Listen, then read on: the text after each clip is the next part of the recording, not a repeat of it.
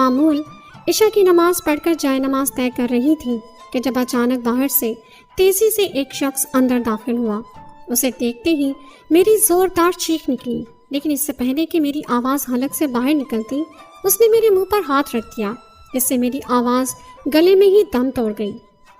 اس نے مجھے ایسے پکڑ رکھا تھا کہ مجھے اس کا چہرہ نظر نہیں آ رہا تھا، لیکن میرا پورا وجود ساکت ہو گیا تھا۔ ابھی چند ہی سیکنڈ گزرے تھے کہ اچانک میرے کانوں میں پولیس کی گاڑیوں کے ہارن کی آواز گونجنے لگی، ساتھ ہی پوری حویلی میں بھگدڑ مچ گئی۔ میرا کمرہ نیچے ہی تھا، لیکن اس کی ایک کھڑکی اس کے پچھلی جانب کھلتی تھی، سو میں تمام آوازیں بخوبی سن سکتی تھی۔ اچانک لاؤنج سے آواز آئی، کوئی ابا سے کہہ رہا تھا کہ شہر کا بہت بڑا مجرم جیل سے فرار ہو گیا ہے، اسے اس حویلی کی جانب آتے ہوئے دیکھا گیا ہے۔ یہ الفاظ میرے کانوں میں پڑتے ہی میری آنکھوں سے شک و شبہات کے سارے بادل ہٹ گئے۔ ابا کی رضامندی سے پولیس والے گھر کی تلاشی لے رہے تھے، لیکن ابا نے صاف منع کر دیا تھا کہ میری بیٹی کے کمرے میں کوئی نہیں جائے گا، باقی حویلی میں جہاں چاہیں دیکھ سکتے ہیں۔ اس کی گرفت میں خوف کا شکار ہو چکی تھی۔ میرا دل تیزی سے دھڑک رہا تھا۔ اس کے ہاتھوں کی گرفت اتنی سخت تھی کہ مجھے لگا میرا دم گھٹ جائے گا اور میں مر جاؤں گی۔ اتنے میں میرے کانوں میں آواز پڑی، جسے سن کر میری حالت اور بھی غیر ہو گئی۔ ابا پولیس والے کو کہہ رہے تھے کہ میں ذرا اپنی بیٹی کا حال پوچھ لوں، اس کی طبیعت خراب ہے، جلد ہی سو جاتی ہے۔ ابھی بات ختم نہیں ہوئی تھی کہ اس نے ایک دم میرے چہرے کو ایک جھٹکے سے اپنی جانب کیا۔ اس کا حلیہ انتہائی مشکوک تھا، شکل سے ہی بہت بڑا مجرم لگ رہا تھا۔ اس نے اپنے چہرے کو سیاہ رومال میں لپیٹ رکھا تھا اور اپنی لال سرخ آنکھوں سے میری طرف دیکھ رہا تھا۔ ابھی میں اس کے چہرے کی کھوج میں ہی تھی کہ وہ پھر سے بولا، اس سے پہلے کہ کوئی اندر آئے مجھے کہیں چھپا دو۔ میں ایک دم ہڑبڑا گئی، لیکن پھر نہ چاہتے ہوئے بھی اپنی زندگی کی سب سے بڑی غلطی کر دی، ایک ایسی غلطی جس کا خمیازہ مجھے عمر بھر بھگتنا پڑا۔ میں نے اپنے چھپنے کے لیے اپنے ہی کمرے میں کپڑوں کی الماری کا راستہ اسے دکھا دیا۔ وہ تو تھا ہی مجرم، فوراً سے وہاں جا کے چھپ گیا۔ میں جلدی بیڈ پر براجمان ہو گئی۔ ابا اندر آئے اور میرا حال احوال پوچھ کر واپس لوٹ گئے۔ میں نے جلدی سے اٹھ کر اندر سے کنڈی لگائی تاکہ کوئی دوبارہ اندر نہ آ سکے۔ وہ شخص الماری سے باہر نکلا اور مجھے دیکھتے ہی اپنی بھاری آواز میں بولا، آج رات کو میں یہیں رہوں گا، کیونکہ اس وقت میرے لیے اس سے محفوظ جگہ کوئی نہیں ہے۔ یہ بات سن کر میری آنکھوں میں حیرت ابھری۔ میں نے کہا، ایسا نہیں ہو سکتا، تم میرے کمرے میں نہیں رہ سکتے۔ میں ایک عزت دار گھرانے کی شریف لڑکی ہوں، حافظ قرآن ہوں، اس طرح کسی نامحرم کے ساتھ ایک چھت تلے کیسے رہ سکتی ہوں؟ میری بات سن کر اس نے دھیما سے کہکا لگایا اور بولا، لڑکی چاہے کتنی پاک باز کیوں نہ ہو، آج تم مجھے اپنے کمرے سے باہر نہیں نکال سکتی۔ اگر ذرا سی آواز نکالنے کی کوشش کی تو میں تجھے بھی جان سے مار دوں گا۔ اس کی یہ بات سن کر میں خوفزدہ ہو گئی۔ میں جانتی تھی ایسے مجرموں کے لیے ایسے کام کرنا کوئی مشکل نہیں ہوتا۔ وہ شخص خاموشی سے میرے بستر پر جا کر بیٹھ گیا اور میں ڈر کے مارے کمرے کے ایک کونے میں بیٹھی تھی۔ رات گہری ہوتی جا رہی تھی، میرے آنسو تھے کہ رکنے کا نام نہیں لے رہے تھے۔ حویلی میں سناٹا چھا چکا تھا، شاید ہر کوئی سو گیا تھا۔ ابھی وہ شخص میرے پاس آیا، میرے سامنے گھٹنوں کے بل بیٹھ گیا۔ اس نے ابھی تک اپنے چہرے سے نقاب نہیں ہٹایا تھا۔ اس نے اپنی وحشی آنکھیں مجھ پر جما رکھی تھیں۔ اس کی آنکھوں کے نیچے ایک زخم کا نشان بھی تھا۔ اس کی گندی نگاہیں میرا کلیجہ چیر رہی تھیں۔ میں وہاں سے اٹھ کر بھاگنے لگی، لیکن اس نے میری کوشش کو ناکام بنا دیا۔ اس کے ہاتھ کے ساتھ گویا میرا دل بھی مٹھی میں آ گیا تھا۔ لاکھ کوششوں اور التجاؤں کے باوجود بھی اس درندے نے مجھے لوٹ لیا۔ آپ سوچ بھی نہیں سکتے اس لڑکی پر کیا بیتی ہوگی جس پر کبھی کسی نامحرم کی نگاہ بھی نہیں پڑی تھی اور اسے اپنے ہی گھر میں بے آبرو کر دیا گیا۔ رات مجھ پر بھاری تھی۔ میں اپنے کمرے کی دیوار سے ٹیک لگائے بیٹھی سسک کر رو رہی تھی، جبکہ وہ آدمی دروازے کے پاس چوکنا کھڑا تھا۔ فجر کی اذانوں نے ابھی ماحول میں ارتعاش پیدا ہی کیا تھا کہ وہ شخص اٹھا اور کمرے سے باہر نکلنے لگا۔ جاتے ہوئے وہ میز پر پڑی پھلوں کی ٹوکری سے چاقو پکڑنے لگا۔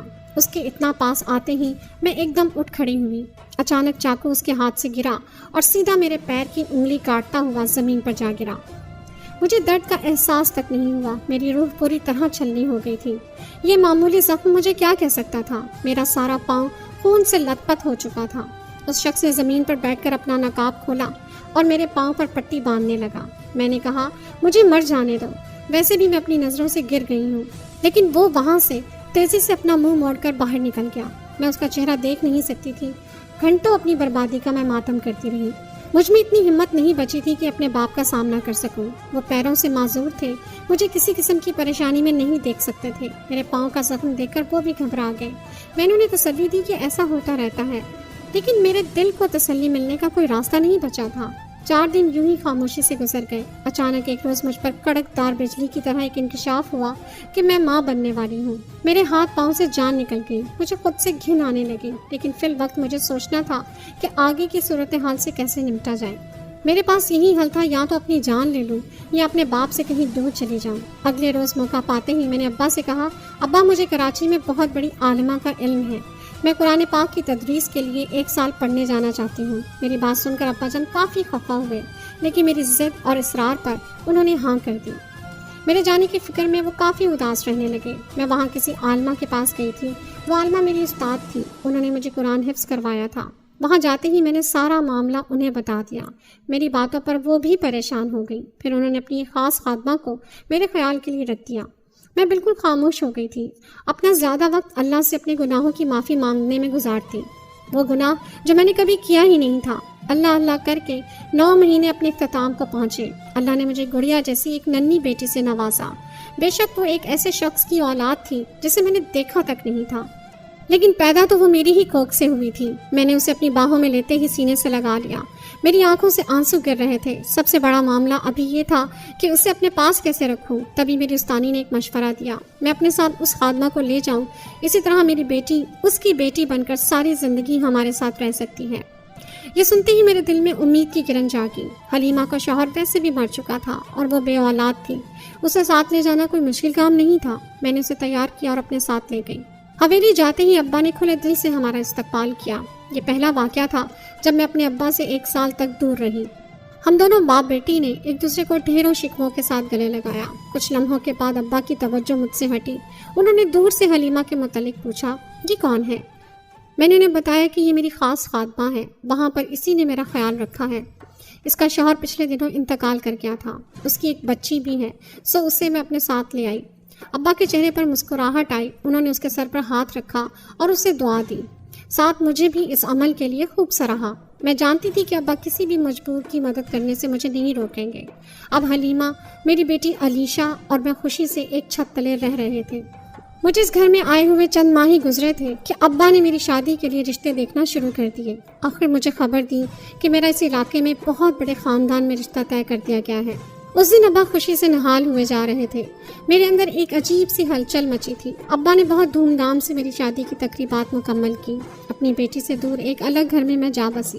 میرا شوہر مجھ سے بہت محبت کرتا تھا۔ اس کی محبت میں اپنے ماضی کے غم کو بھلا بیٹھی، لیکن مجھے اپنی بیٹی کی یاد ہر وقت ستاتی رہتی۔ میرا جب بھی دل چاہتا کسی نہ کسی بہانے اپنے میکے چلی جاتی۔ شادی کے پہلے ہی سال اللہ نے مجھے چاند جیسے بیٹے سے نوازا۔ میری زندگی پھولوں کی سیج بن گئی تھی، لیکن یہ خوشیاں عارضی تھیں۔ میرے شوہر کینسر جیسے مرض میں مبتلا ہو کر اس دنیا سے چلے گئے تھے۔ میں ایک جوان بیوہ بن گئی تھی۔ وقت تیزی سے گزرتا رہا، میرا بیٹا جوان ہو چکا تھا، لیکن اب تک کوئی نہیں جانتا تھا کہ علیشہ میری بیٹی ہے۔ لیکن بابا انتہائی ضعیف ہو چکے تھے۔ میں نے ایک چیز جو بڑے شوق سے دیکھی تھی کہ میرا بیٹا علیشہ میں دلچسپی لے رہا ہے، جو بالکل بھی مناسب بات نہیں تھی۔ اس بات کا یقین مجھے اس وقت ہوا جب اسفند یار نے مجھے خود بتایا کہ وہ علیشہ سے شادی کرنا چاہتا ہے۔ یہ سن کر میں بہت پریشان ہوئی۔ اس مسئلے کا حل مجھے ہی نکالنا تھا۔ میں نے حلیمہ کو کچھ پیسے دیے اور اسے کہا کہ کچھ دنوں کے لیے وہ علیشہ کو لے کر کسی دوسرے شہر میں چلی جائے، ورنہ بہت بڑا گناہ ہو جائے گا۔ وہ میری بات سمجھ گئی۔ اگلے ہی دن وہاں سے وہ چلی گئی، لیکن اسفند یار کو اس بارے میں جب علم ہوا، اس نے پورا گھر سر پر اٹھا لیا۔ اسے پورا یقین تھا کہ یہ سب کچھ میں نے کیا ہے۔ میرا بیٹا تیش کے عالم میں تھا۔ اس نے باہر کے ملک میں بسنے کا فیصلہ کیا اور پڑھائی کی غرض سے اگلے ہی مہینے انگلینڈ چلا گیا۔ اب میں اس گھر میں بالکل تنہا ہو کر رہ گئی تھی، بس اپنے شوہر اور بیٹے کی یادوں کا بسیرا تھا۔ میرا اس گھر میں دم گھٹنے لگا تھا، سو میں ابا کے گھر چلی گئی۔ بیٹے اور بیٹی کی جدائی نے میری زندگی کا سکون بھی چھین لیا تھا۔ میں انتہائی بے بس ہو گئی تھی۔ چند دن ہی گزرے تھے، ابا کی حالت بھی خراب رہنے لگی۔ دیکھتے ہی دیکھتے وہ بھی اللہ کو پیارے ہو گئے۔ اب میں اس بڑے سماج میں تنہا رہ گئی، سو میں نے فیصلہ کیا کہ علیشہ اور حلیمہ کو اپنے پاس ہی بلا لوں۔ سو میں نے انہیں واپس بلا لیا، ساتھ ہی علیشہ کے لیے اچھے رشتے کی تلاش شروع کر دی۔ علیشہ انتہائی سادھی اور خوبصورت لڑکی تھی، اتنی ہی نیک تھی جتنی کہ میں جوانی کے دور میں ہوا کرتی تھی۔ اس کے لیے بہتر رشتہ تلاش کرنا بھی بہت بڑا مسئلہ تھا۔ حلیمہ نے حویلی میں اپنی کافی جان پہچان بنائی تھی، ہر کوئی علیشہ کو بھی ان کی بیٹی کے طور پہ جانتا تھا۔ چند ہی دنوں میں مجھے خبر ملی کہ علیشہ کے لیے ایک عالم دین کا رشتہ آیا ہے۔ وہ عمر میں تھوڑے بڑے تھے لیکن انتہائی پاک باز اور نیک تھے۔ یہ سنتے ہی ہمارے دل میں ایک خواہش ابھری کہ کیوں نہ انہی سے ان کا رشتہ طے کر دیا جائے، اس سے بہتر جوڑ اور کوئی نہیں ہو سکتا۔ شام کو رشتے والوں کو گھر پہ مدعو کر لیا گیا۔ سب سے پہلے میں علیشہ کی بڑی بہن بن کر اس لڑکے کو دیکھنے گئی۔ وہ آدمی 40 سال کے لگ بھگ تھا لیکن اس کا چہرہ نور سے منور تھا۔ سیدھی چمکتے چہرے پر داڑھی نے ان کے چہرے کے نور میں مزید اضافہ کر دیا تھا۔ وہ شخص نظریں جھکائے ہمارے سامنے بیٹھا ہوا تھا۔ اس نے ایک لمحہ بھی میری جانب نہیں دیکھا۔ سنا تھا کہ اس کے خاندان میں کوئی نہیں ہے، سو وہ اپنے محلے کے چند بزرگوں کو لے کر آیا تھا۔ اچانک اس کی نظریں کچھ سیکنڈز کے لیے اٹھی جب میں اس سے کچھ پوچھ رہی تھی، پھر اس نے نظریں جھکا لی۔ شاید وہ میز پر پڑی اسلامی کتب کو دیکھ رہا تھا۔ مجھے یہ لڑکا علیشہ کے لیے بہت پسند آیا تھا۔ ہم سب بہت خوش تھے۔ علیشہ کی شادی ایک نیک اور اچھے انسان سے ہو رہی تھی۔ اگلے دن عصر کی نماز پڑھ کر میں فارغ ہوئی تو مجھے ایک عورت کی کال موصول ہوئی جس نے یہ رشتہ کروانا تھا۔ سلام دعا کے بعد وہ بولی، باجی مصطفیٰ صاحب نے آپ کے ساتھ اپنے رشتے کی پیشکش کی ہے۔ یہ سن کر میرے اوسان خطا ہو گئے۔ ایسا کیسے ہو سکتا ہے؟ میں اسے شادی کیسے کر سکتی ہوں؟ لیکن جیسے ہی یہ خبر حلیمہ اور علیشہ کو ملی تو وہ میرے پاس آئی اور مجھے سمجھانے لگی کہ آپ کے لیے یہ رشتہ زیادہ مناسب ہے کیونکہ مصطفیٰ آپ کا ہم عمر ہے اور دیندار بھی ہے، اس سے آپ کے بڑھاپے کو سہارا مل جائے گا۔ ان کی باتیں بھی غلط نہیں تھیں لیکن میں نے اسی شخص کو اپنی بیٹی کے لیے پسند کیا تھا، میں اسے خود کیسے شادی کر لیتی؟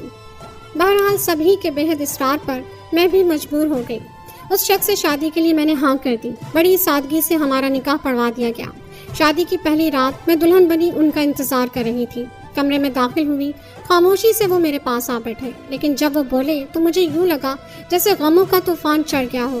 کہنے لگے، آپ جانتی ہیں میں نے آپ سے نکاح کیوں کیا؟ آپ شاید مجھے نہیں جانتی لیکن میں آپ کو اچھی طرح جانتا ہوں۔ میری زندگی اگر آج اس موڑ پر پہنچی ہے تو وہ صرف اور صرف آپ کی بدولت پہنچی ہے۔ اس روز میں رشتہ تو آپ کی بیٹی کا ہی لینے آیا تھا لیکن اچانک میری نظر آپ کے پیر پر کٹی انگلی پر پڑی جو ایک ڈاکو کے ہاتھ سے چاقو پھسلنے کی وجہ سے کٹی تھی۔ یہ سن کر میری آنکھوں میں حیرت کے ساتھ کئی تلخ یادیں بھی ابھری تھیں لیکن میں سمجھ نہیں پائی تھی کہ وہ کون ہے۔ تب اس نے بتایا کہ وہ ڈاکو جو اس رات آپ کی عزت داغدار کر کے گیا تھا، جب اپنے گھر لوٹا تو اسے معلوم ہوا کہ اسی رات اس کی بہن بھی اپنی عزت لوٹا چکی تھی۔ اس جرم میں ملوث اس کے ساتھیوں نے اسی کی تلاش میں رات کو اس کے گھر آ کر اس کی بہن کی عزت کو تار تار کر دیا۔ وہ نہ زندوں میں تھی نہ مردوں میں۔ پھر زندگی کی جنگ لڑتے لڑتے اگلے 2 دنوں میں اس کی زندگی کا اکلوتا سہارا اس کی بہن بھی اللہ کو پیاری ہو گئی۔ اس روز وہ جان گیا کہ یہ سب اس گناہ کا نتیجہ ہے جو اس نے ایک معصوم لڑکی کے ساتھ کیا تھا۔ اس دن کے بعد سے اسے سکون نہیں ملا تھا۔ در در وہ پھرتا رہا، پھر اللہ کا سہارا لیا۔ یہ کہتے ہی اس کی آنکھوں سے آنسوؤں کی جھڑیاں بہنے لگیں۔ پھر اگلے ہی لمحے وہ بولا کہ وہ ڈاکو میں ہی تھا۔ یہ سنتے ہی میرے ہوش اڑ گئے۔ ان کے آنسو صاف کرنے کے لیے میرے بڑھتے ہوئے ہاتھ اچانک رک گئے۔ میں نے غور سے دیکھا تو اس کی آنکھوں کے نیچے وہی نشان تھا جو اس بھیانک رات میں نے دیکھا تھا۔ تبھی اس نے میرے ہاتھ آگے جوڑ دیے اور بولا، خدا کے لیے مجھے معاف کر دینا، میں نے اپنی زندگی میں بہت بھیانک وقت دیکھا ہے۔ میں بھول گیا تھا کہ میں بھی ایک بہن کا بھائی ہوں۔ اگر میں دوسروں کی عزتیں برباد کروں گا تو میری عزت کیسے محفوظ رہ پائے گی؟ یہ کہہ کر وہ پھوٹ پھوٹ کر رونے لگا۔ اس کی حالت دیکھ کر مجھے اس پر ترس آنے لگا۔ میرے آنسوؤں نے میرے لال جوڑے کا آنچل بھی بھگو دیا تھا۔ کوئی سوچ بھی نہیں سکتا تھا کہ قسمت اتنی بڑی سازش رچائے گی، لیکن اب جو ہونا تھا وہ ہو گیا تھا۔ میں نے اسے اپنے نصیب کا لکھا سمجھ کر بھلا دیا تھا اور نئی زندگی کا آغاز کر لیا۔ اس کے بعد ہم سب ایک ہی گھر میں ہنسی خوشی رہنے لگے۔ علیشہ کی شادی ہم نے ایک اچھے خاندان میں کر دی تھی۔ میں نے اپنے شوہر کو یہ سوچ کر معاف کر دیا کہ اگر انہیں اپنے گناہوں کی سزا مل گئی ہے، اللہ نے انہیں معاف کر دیا ہے، تو پھر میں انہیں معاف نہ کرنے والی کون ہوتی ہوں؟ میں نے انہیں ان کی بیٹی کے بارے میں بھی بتا دیا تھا۔ علیشہ کی شادی ہم نے ایک اچھے خاندان میں کر دی تھی، جبکہ میری زندگی کے دکھ بھی اب ختم ہو چکے ہیں۔ میں ایک پرسکون زندگی گزار رہی ہوں۔ وہ اللہ ہی ہے جو دلوں کے رازوں کو خوب جانتا ہے۔ بے شک اللہ اپنے بندوں کے ساتھ برا نہیں ہونے دیتا۔ تو دوستو، یہ تھی ہماری آج کی کہانی۔ امید ہے آپ کو ہماری آج کی کہانی پسند آئی ہوگی۔ اگر آپ کو کہانی اچھی لگے تو اپنی رائے کا اظہار کامنٹ سیکشن میں ضرور کیجیے گا، اور اگلی کہانی تک کے لیے مجھے اجازت دیں۔ اللہ حافظ۔